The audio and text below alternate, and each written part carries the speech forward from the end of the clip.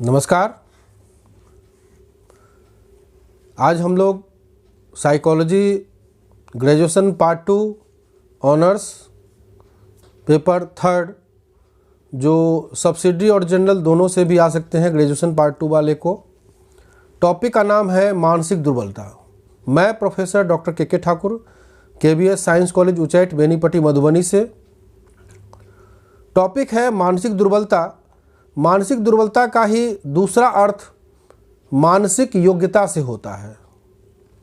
Example के तौर पे यानी कि वातावरण के साथ अभियोजन करने की क्षमता, मतलब वातावरण के साथ अभियोजन करने की क्षमता, किसी समस्या के समाधान करने की योग्यता, समझ बूझ की योग्यता, प्रत्यक्षीकरण की योग्यता इत्यादि दुर्बलता से होती है।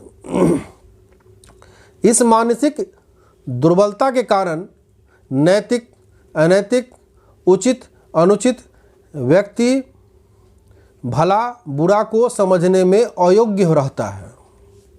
यानी कि उचित, अनुचित, नैतिक, अनैतिक, बुरा भला इस सब को समझने में जो है उतना ज़्यादा वो योग्य नहीं होता है, अयोग्य होता है, तथा वह अपने जितने भी कार्य है उनके परिणामों के बारे में कभी नहीं सोच पाता है।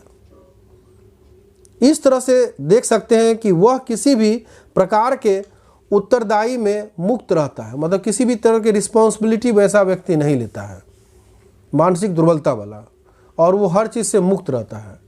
उसकी स्वतंत्रता, इच्छा शक्ति उसके संपूर्ण व्यवहार के अधीन रहता है।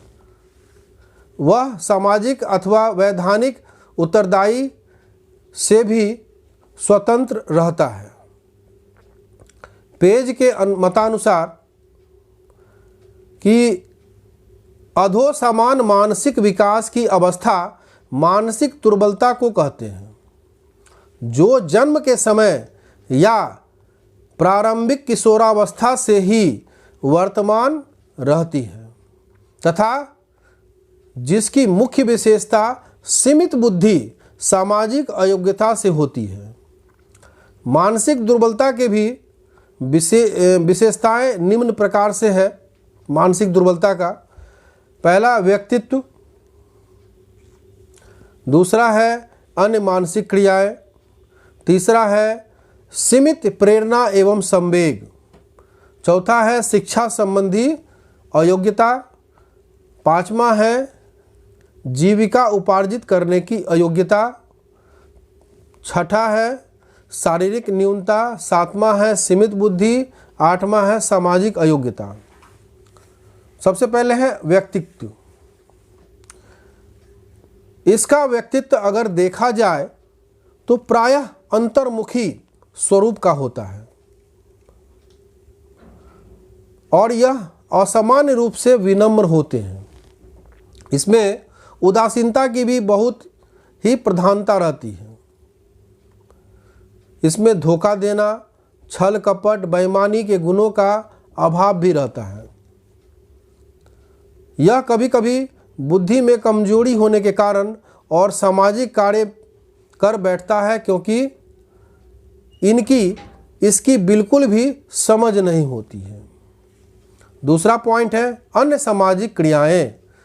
मानसिक रूप से ग्रस्त व्यक्तियों में शिक्षा के प्रति क्षमता का अभाव तो रहता ही है, साथ ही साथ देखा गया है कि दूसरी मानसिक क्रिया भी सीमित रहती है। उदाहरण के तौर पे हम लोग देखते हैं कि इसमें अवधान, विस्तार, स्मृति, विस्तार, सामान्यीकरण की योग्यता एवं विभेदीकरण, चिंतन प्रक्रिया इत्यादि सीमित होते हैं। तीसरा है सीमित प्रेरणा एवं संवेग। इसमें अगर देखा जाए तो जो व्यक्ति मानसिक रूप से कमजोर होते हैं उसकी प्रेरणा शक्ति एवं संवेग भी सीमित ही होती है। इसमें प्रभुत्व रखने, अर्जन करने तथा कोई लक्ष्य प्राप्त करने की इच्छा का अभाव पाया जाता है।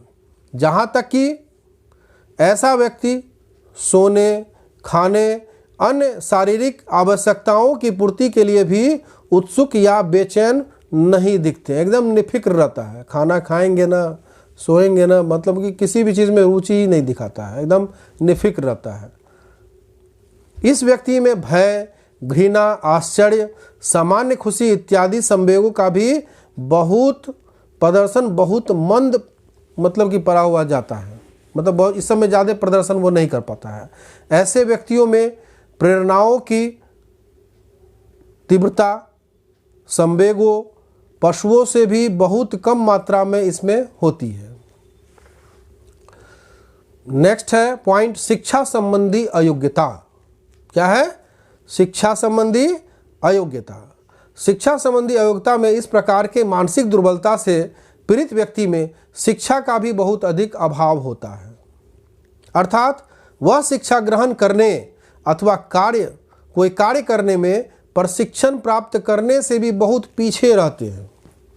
इसका मुख्य केंद्र बिंदु बुद्धि की कमी होना ही होता है। इसकी बुद्धि इतना कम मात्रा में होती है कि ऐसे व्यक्ति को शिक्षित या प्रशिक्षित करना प्रायः असंभव होता है। जीविका उपार्जित करने की योग्यता। जीविका उपार्जित करने की योग्यता। ऐसा मानसिक दुर्बलता से ग्रस्त व्यक्ति में स्वयं अपनी जीविका उपार्जित करने की क्षमता बहुत कम ही होती है। वो ज़्यादातर दूसरों पे ही निर्भर रहते हैं, माता पिता पर निर्भर रहते हैं।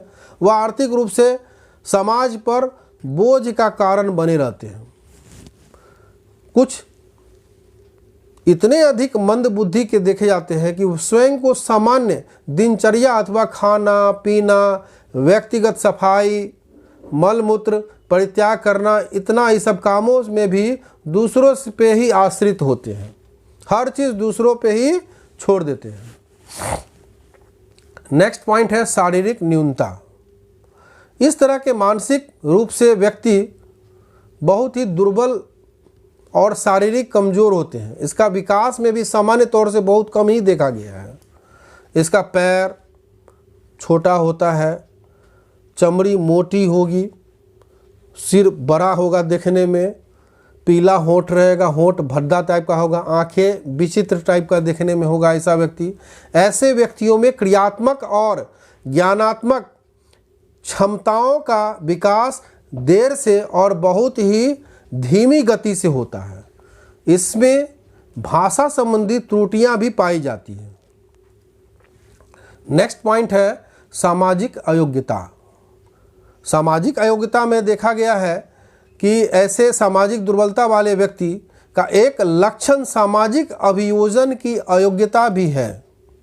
इसमें बुद्धि का अभाव कम होने के कारण वह सामाजिक और सामाजिक तथा समाज विरोधी का निर्णय नहीं कर पाते हैं।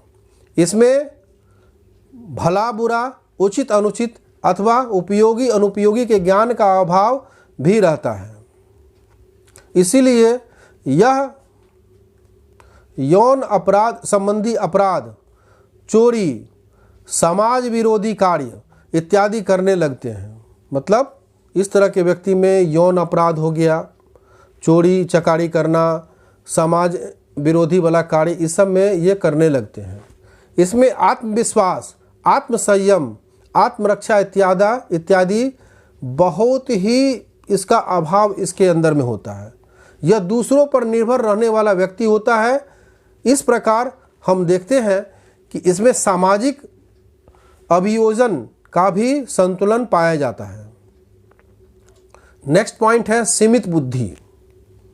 मानसिक दुर्बलता वाले व्यक्तियों में खासकर ये देखा गया है कि इसमें बहुत कम सीमित मात्रा में बुद्धि होता है। बहुत मतलब महत्वपूर्ण लक्षण बुद्धि का कम होना भी एक इसमें देखा गया है।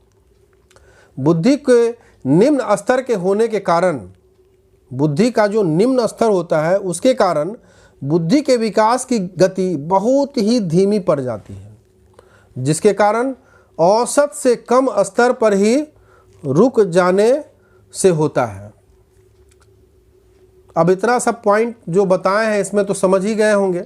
अब निष्कर्ष तौर पे मोटा मोटी जो इसका निष्कर्ष निकलता है कि मानसिक दुर्बलता वाले व्यक्तियों में बुद्धि की कमी तो होती ही है, साथ ही साथ इसमें व्यक्तिगत देखरेख, शिक्षा ग्रहण, सामाजिक अभियोजन करने की क्षमता की भी बहुत अभाव रहता है। अतः वे दूसरों पर हमेशा वे आश्रित रहते हैं और एक तरह से समाज का बोझ बनकर रह जाते हैं। अब तो इस टॉपिक को आप समझ गए होंगे और आगे क्या करना है, लाइक और शेयर कीजिए, जितना अधिक से अधिक हो सके अपने स्टूडेंट में, अपने दोस्तों में इसको शेयर कीजिए और सब्सक्राइब जरूर कर दीजिए, क्योंकि जितना जल्दी सब्सक्राइब कीजिएगा नेक्स्ट वीडियो आपके पास पहुंचेगा। धन्यवाद।